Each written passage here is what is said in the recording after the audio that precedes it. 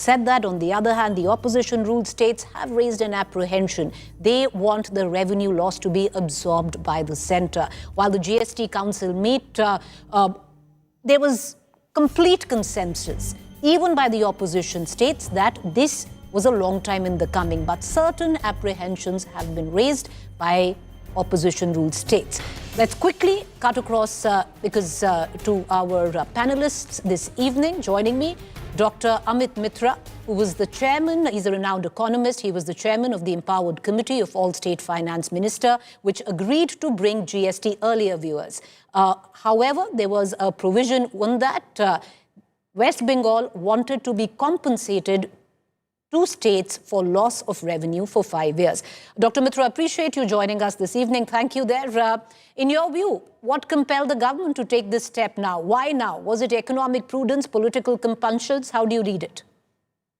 I think it is sad that the Prime Minister on your channel, Honorable Prime Minister, said that this was federalism. He announced this reform without consulting states from the Red Fort. The Finance Minister met with a group of ministers and told them what to do. In the GST Council, 11 ministers asked for compensation for the loss that will happen, and their voices were muffled. So while it's a great step, late as it may be, Prime Minister said the cement rate in some other government was 29%, it was 28% on this government. So late as ever, it's a very good step, provided the common people get the benefit of this reduction. Why do I say that? Because there was a committee called the Anti-Profiteering Authority, which made sure that the lowered GST would be passed on to the consumers. That committee has sunset. So I'm not sure that this will be the case. But I would also like to add, the first one who moved the ball was, I must confess, an credit-taking issue. Mamata Banerjee said, in health and life insurance must go to zero.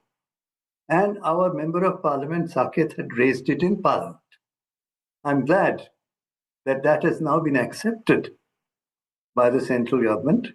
And today we will, hopefully from 22nd, we'll have zero GST in place of 18% in life and health insurance.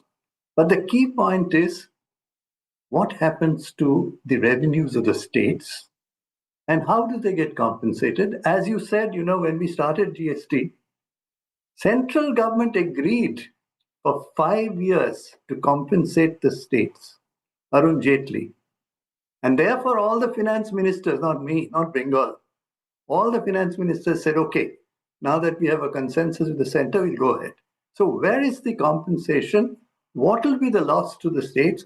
And remember, if states lose health, education, empowerment of women, empowerment of the girl child, empowerment of SC/ST, student scholarships, you name it, all these are done by the states. So if they lose revenue, common people who may gain something from a soap or a shampoo will lose the fundamental requirement of education, health, etc. Dr. Mitra, what is now clearly seen as consumer chair has also exposed what you call federal fault lines. West Bengal government had warned that the revised GST could cost, and correct me if I'm wrong, could cost the state around 477 billion rupees. How valid now do you think are these concerns? Is that number actually correct? And should the centre, which you did ask even during the council meet, which is West Bengal, had asked for it, along with other opposition-ruled states, that compensation be given? Yes, I think we must remember it's not West Bengal alone. 11 ministers, 8 of whom are opposition ministers, 1 chief minister who's not, 1 from Northeast, and 1 other minister from BJP on written note said we are very worried about the loss of revenue. My problem is, in the press conference, the revenue secretary said, after some prodding by the journalists, that the revenue loss will be 48,000 crores.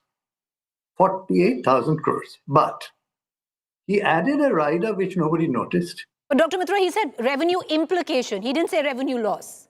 Well, he insisted don't call it loss, but we all know that it is essentially loss of revenue. You can keep on saying implication, I'm not willing to buy. It's a loss. Now, he also added, we have not decided on the supply chain how much would be lost. Let me explain that. You buy a bottle of shampoo. That shampoo has surfactants, sulfate, all those are charged at 18%. So what does the producer do? They take that, require it as input tax credit, and comes back and said, look, compensate me, I paid 18% tax on these. Now the government of India and the states will have to pay that person. It's called refund. Now imagine thousands of inputs which are above this 5%, they're about 18%. All of those will come back and ask for input tax credit, all of which have to be refunded. So I'm saying what the Revenue Secretary said, 48,000 crores is not at all the appropriate number, because he also added that he didn't know about the supply chain. They haven't yet calculated. Calculated is more than 1 lakh crores easily. Okay. But Dr. Mitra, you know, right before the GST Council meet, SBI research, what was released right before the meet was that net gainers from GST collections will be states even under the proposed rate rationalization that we've seen because of the unique revenue sharing architecture of the tax. This is an SBI report. The research says out of every 100 rupees of GST collected, states ultimately will accrue 70 rupees, which is 70% of total GST revenue. Given this, how do states like yours explain their stand? I think you look at the SBI's own research earlier, you will find they said there'll be a big loss. All of a sudden, just before this happens, SBI says, no, there'll be a gain. Now look, SBI is a Government of India bank controlled by the Secretary Banking of the Finance Ministry. And the environment in which this GST took place, all the ministers are saying, and privately some BJP ministers, that is a completely rump process. So what can poor SBI do? So I would not accept that. I've explained to you why the 48,000 crores loss is not good enough, and where this supply chain will end up. We'll have to see, and I can give you constructive suggestion on how this can be, that the central government can in fact use two alternative ways to compensate the states very easily. If you want, I'll tell you what they are. You've said that. You've said that before, Dr. Mitra. But in that press conference, you had the finance minister also said that it's not just the states, even the centre would be losing. And there are experts that seem to suggest that states may consider increasing taxes on fuel, liquor to offset part of the revenue loss due to GST cuts. I think you said an interesting thing, which is fuel. Now, let me tell you that in petroleum and diesel, the Government of India has increased, instead of a tax, they have increased the cess to 92% of what you pay as tax and 88% in diesel. Now, cess means states do not get 1 paisa. Whereas had it been a tax, which was the case years ago, states would have got 41% of the petroleum diesel taxes that the center receives. I mean, I think this is horrible that you keep on increasing the cess so that you deny the states 41% of what they could get. Now, you explain to me, is that fair? Because you raised that question of petroleum. All right, Dr. Mitra, I'm going to, one quick question, because you wanted to talk about it, where you want to give your opinion on how the centre can actually compensate the states on revenue loss. Go ahead, sir. Okay, I think the first one I'll give you is there is a section 9 of the law, not of the constitution. And repeatedly, what the section 9 will allow us to do, if you amend it, it can take the sin goods, which are tobacco and tobacco-related products, you can take them to up to 60 to 70%. Now, pan masala is already at 70%. All that you need is section 9 of the law be amended, which has been done at least twice a year in many cases, so it's nothing new. The minute you do that, the extra money that you will make from sin goods can be given to the states. That can even be a sharing idea. But that idea never struck them. 53% is what you're talking about in terms of sin goods before. So go to 60 or 70%, no problem. WHO says 70%, and give it to the states as much as you want. Share it with the center, I have no problem. The second option, I mean, we don't want this option. Second option is petrol and diesel, which you mentioned. The central government has collected 2.7 lakh crores in petrol and diesel cess, not tax. Take that, be normal and generous in a federalist polity, make that instead of cess, make it a tax, then states will get 41% of that. So either you pick the petrol diesel one or you pick the sin good one, doesn't hurt anybody, it does not have any implications on the consumer. Okay. But you won't do it. 11 ministers demanding that you do this. So how does one deal with this? Where is federalism? Well, the government says that the spirit of federalism cuts both ways, and it's not just the onus of the centre. But you put your point forward, Dr. Mitra. I appreciate you taking the time off and joining us and giving up the details of where at least West Bengal stands. You asked about West Bengal. Right. 67,000 crores was the cess collected from West Bengal in petroleum diesel. Had they given it to us as made it tax, you know how much West Bengal alone will get? 25,000 crores, 41%. Imagine what the states will gain: health, education, empowerment of women, and so many things I've said at the beginning will all get empowered. All right. I appreciate. Be normal. Let's be federalist. You put your point forward, sir. I thank you. I appreciate you joining us, Dr. Mitra, Principal Chief Advisor to the West Bengal Chief Minister.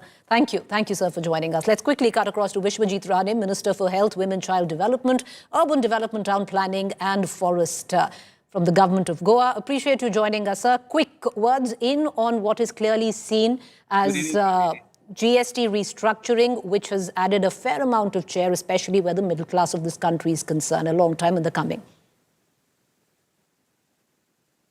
Preeti, actually, this is a landmark move of the Honorable Prime Minister. If you see that the statement made by the Honorable Prime Minister on the 15th of August and an overall change in the whole structure. As a health minister, as I joined your show, for us in the state of Goa and all across the country, speaking to a lot of professionals, this has actually brought in a landmark kind of a move because it makes medicines accessible to the poor people. Ongoing treatments will be taken care of. And if you look at it, if you see that the drugs and medicines, the GST, the old rate of 12% has been reduced to 5%. You have the medical devices again reduced to 5% from 12%. Then you also have the spectacle lenses, 12% to 5%. Most importantly, the individual life insurance and health insurance, which has been reduced from 18% to virtually nil, which will bring in more people under the gambit of insurance, which the Honorable Prime Minister has been always saying, insurance to all. And we are moving in that direction. Preeti, actually, today, this move of actually bringing down this GST of more than 33 life-saving drugs, and on, there are some specific, very high-value drugs where the GST has been reduced to zero. Looking at it, the HSBC analysis, which I was just going through, says that we are moving in that direction for insurance to all. And I think it's a great move by the Honorable Prime Minister Modi ji, who has actually made healthcare, medicines accessible to the poorest segment of society.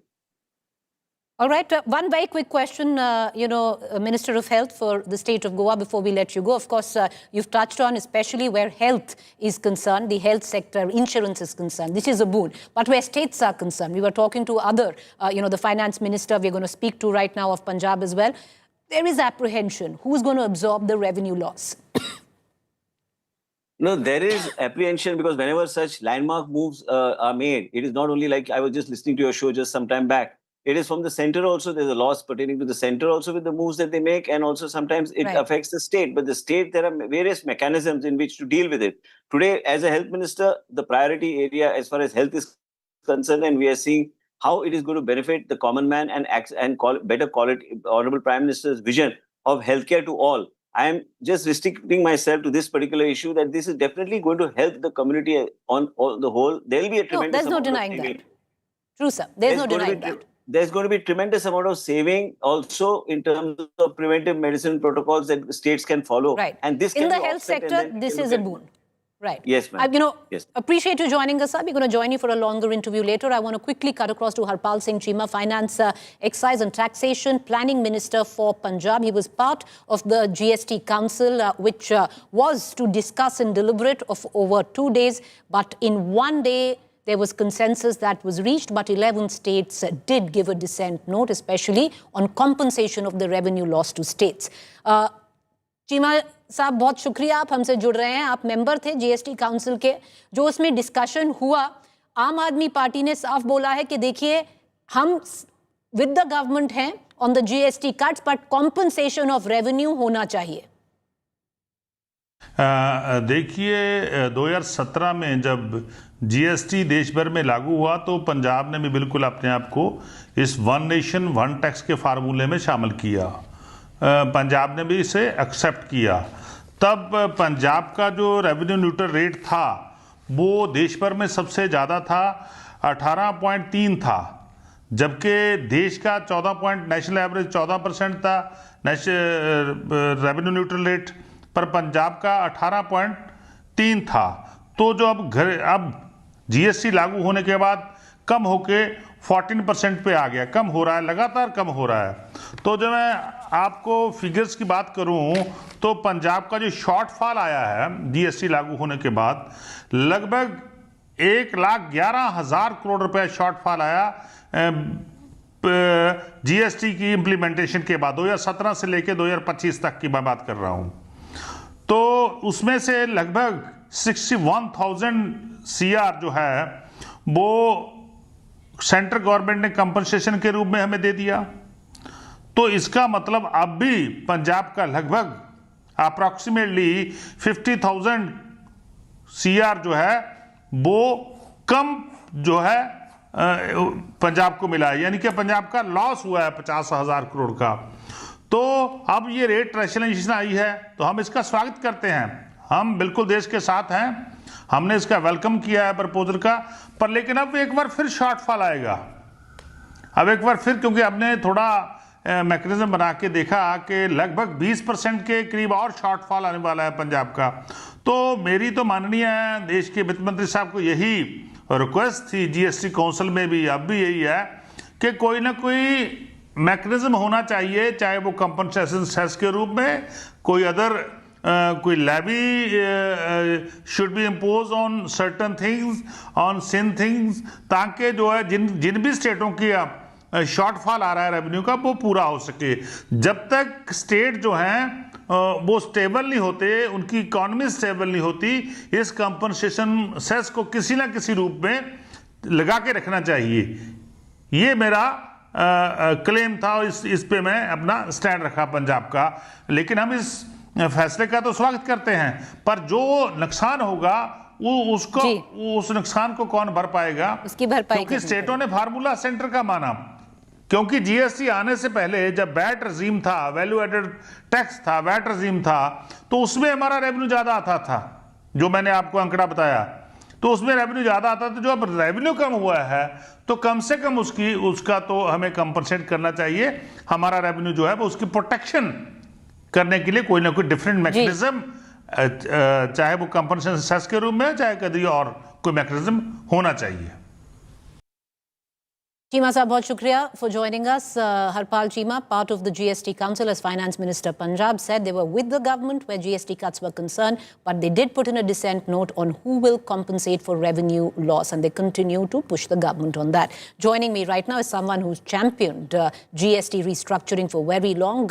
Dr. Arvind Virmani, member, Niti Aayog and noted senior economist, former India's representative, IMF, former chief economic advisor, Government of India. Sir, my first question, what according to you compelled the government to make this decision of restructuring GST now, the timing of it?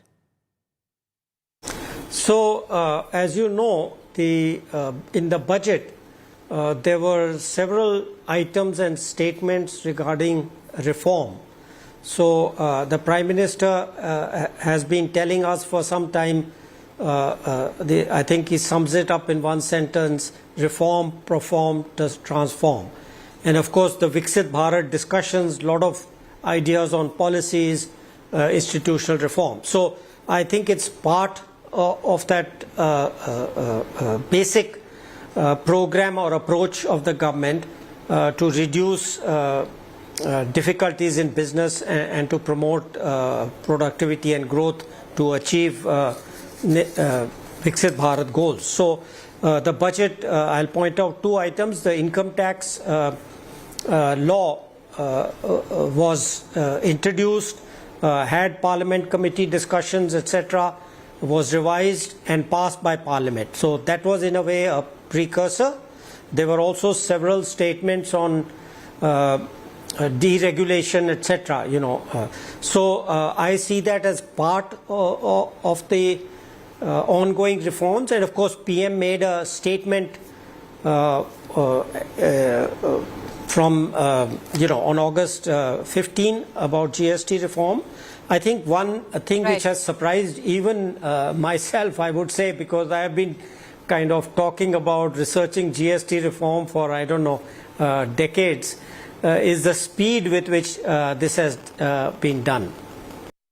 Many also suggesting that the speed could also be to offset the Trump tariff. But, sir, getting you back in on this, within the centre's total tax revenue, including GST, 1/3 is shared with states. So overall, 2/3 of GST revenue loss, at least what experts seem to suggest, and correct me if I'm wrong, would fall on the states.